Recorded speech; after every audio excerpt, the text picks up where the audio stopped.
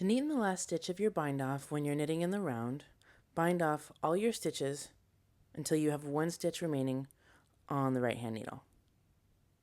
Now take the right hand needle and tug it so that the loop of yarn gets to be like 6 or 8 inches long. There you go.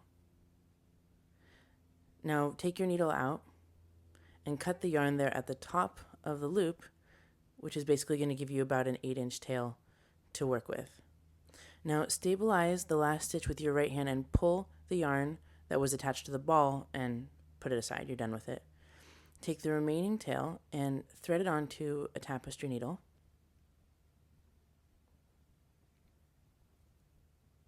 Now with your tapestry needle, look at the very first bound off stitch and go in under those 2 loops right there from front to back.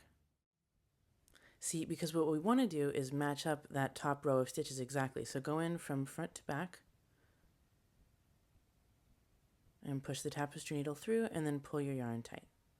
Now take the tapestry needle and go look at the last bound off stitch and go right into the center of that bound off stitch and then through your knitting to the back and pull your yarn tight again.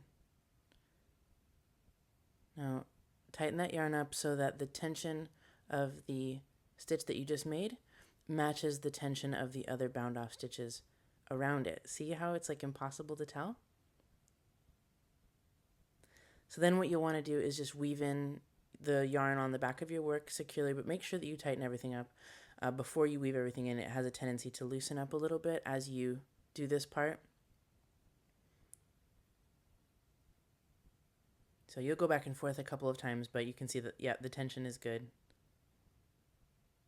Here's a quick lesson in how to quickly weave in some ends. You'll want to do that a 3rd time. So you can see that the row of bound off stitches just continues in a circle, and it's pretty much impossible to tell where you started. Hooray!